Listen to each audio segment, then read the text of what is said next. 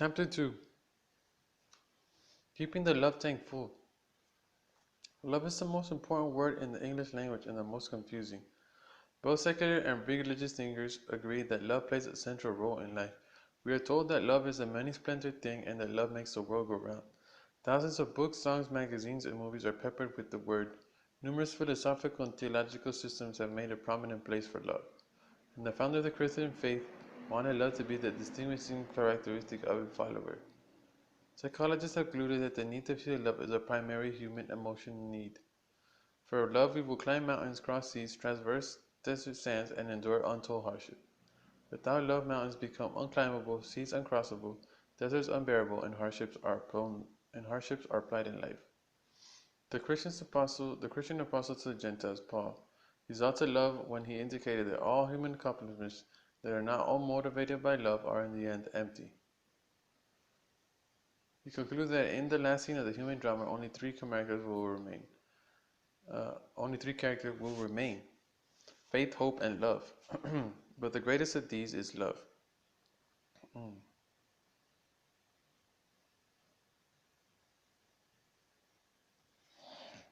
If we can agree that a word love permeates human society both um, historically and in the present, we must also agree that it is the most confusing word. We use it in 1,000 ways. We say, I love hot dogs, and in the next breath, I love my mother. We speak of loving activities. Excuse me. We speak of loving activities. Swimming, skiing, hunting. We love objects, food, cars, houses. Excuse me. We love animals, dogs, cats, even pet snails. We love nature, trees, grass, flowers, and weather.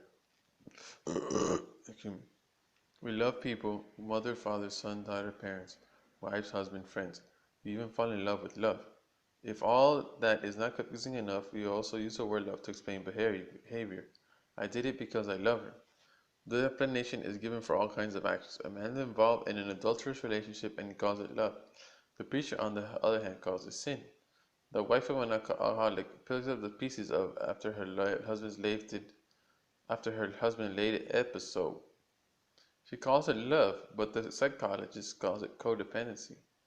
The parent indulges all the kids' wishes, calling it love. The family therapist would call it irresponsible parenting. What a loving behavior. The purpose of this book is not to eliminate all confusion surrounding the word love, but to focus on that kind of love that is essential to our emotional health. Child psychologists affirm that every child has certain basic emotional needs that must be met if he is to be emotionally stable. Among those emotional needs, none is more basic than the need for love and affection, the need to sense that he or she belongs and is wanted. With an adequate supply of affection, the child will likely develop into a responsible adult. Without that love, he or she will be emotionally and socially retarded. I liked the metaphor the first time I heard it. Inside every child is an emotional tank waiting to be filled with love. When a child really feels love, he will develop normally, but when the love tank is empty, the child will misbehave. Much of the misbehavior of children is motivated by the cravings of an empty love tank. I was listening to Dr. Ross Campbell, a psychiatrist who specializes in the treatment of children and adolescents. As I listened, I thought of the hundreds of parents who have paraded the misdeeds of their children through my office. I had never visualized an empty love tank inside the children, because but I had certainly seen the results of it. Their misbehavior was a misguided search for the love that they did not feel. They were seeking love in all the wrong places in all the wrong ways. I remember Ashley, who was at 13 years of age, who was being treated for a sexually transmitted disease. Her parents were crushed. They were angry with Ashley. They were upset with the school, which they blamed for teaching her about sex. Why would she do this? They asked. At the heart of mankind's existence is a desire to be intimate and to be loved by another. Marriage is designed to meet that need for intimacy and love. In my conversation with Ashley, she told me of her parents' divorce when she was 6 years old. I thought my father left because he didn't love me, she said. When my mother remarried when I was 10, I felt she now has someone to love her, but I still had no one to love me. I wanted so much to be loved. I met this boy at school. He was older than me, but he liked me. I couldn't believe it. He was kind to me, and in a while, I really felt he loved me. I didn't want to have sex, but I wanted to be loved. Ashley's love tank had been empty for many years. Her mother and father and stepfather had provided her for her physical needs, but now had realized that the deep emotional struggle raging inside her. They certainly loved Ashley, and though they thought that she felt that their love, now it was almost too late did they discover that they were not speaking Ashley's primary love language. The emotional need for love, however, is not simply a childhood phenomenon. That need follows us into adulthood and into marriage. The in-love experience temporarily meets that need, but it is inevitably a quick fix, and as we shall learn later, has a limited and predictable lifespan.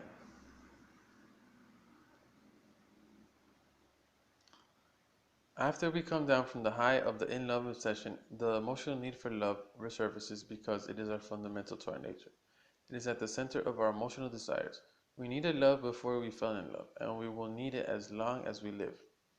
The need to feel loved by one spouse is the heart of marital desires. A man said to me recently, "What good is the house, the cars, the place at the beach, or any of the rest of it if your wife doesn't love you?" Do you understand what he was really saying? More than anything, I want to be loved by my wife. Material things are no replacement for human emotional love. A wife says, "He ignores me all day long and then wants to jump in bed with me. I hate it." She is not a wife who hates sex. She is a wife desperately pleaded for emotional love. Something in our nature cries out to be loved by another. Isolation is devastating to the human psyche. That is why solitary confinement is considered to be the cruelest of punishments. At the heart of mankind's existence is the desire to be intimate and to be loved by another. Marriage is designed to meet that need for intimacy and love. This is why the ancient biblical writings spoke of the husband and wife becoming one flesh. That did not mean that individuals would lose their identity. It meant that they would enter into each other's lives in a deep and intimate way. The New Testament writers challenge both the husband and the wife to love each other. From Plato to Peck, writers have emphasized the importance of love in marriage. Marriage. Uh, but if love is important, it is also elusive. I have listened to many married couples share their secret pain. Some came to me because the inner ache had become unbearable. Others came because they realized that their behavior patterns or the misbehavior of their spouse was destroying the marriage. Some came simply to inform me that they no longer wanted to be married. Their dreams of living happily ever after had been dashed against the hard walls of reality. Again and again I have heard the words, "Our love is gone, our relationship is dead. We used to feel close, but not now. We no longer enjoy being with each other. We don't meet each other's needs." Their stories bear testimony that adults as well as children have love tanks. Could it be that deep inside hurting couples exists an invisible emotional love tank with its gauge on empty? Could the misbehavior, withdrawal, harsh words, and critical spirit occur because of the empty tank? If we could find a way to fill it, could the marriage be reborn?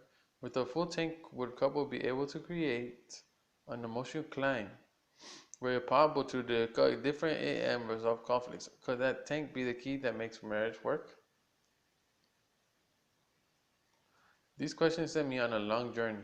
Along the way, I discovered the simple yet powerful insights contained in this book. The journey has taken me not only through 30 years of marriage counseling, but into the hearts and minds of hundreds of couples throughout America. From Seattle to Miami, couples have invited me into the inner chambers of their marriages, and we have talked openly. The illustrations included in this book are cut from the fabric of real life. Only names and places are changed to protect the privacy of the individuals who have spoken so freely. I am convinced that keeping the emotional love tank full is as important to a marriage as maintaining the proper oil level is to an automobile. Running your marriage on an empty love tank may cost you even more than trying to drive your car without oil. What you're about to read has the potential of saving thousands of marriages and can even enhance the emotional climate of a good marriage. Whatever the quality of your marriage now, it can always be better. Warning: understanding the 5 love languages and learning to speak the primary love language of your spouse may radically affect his or her behavior.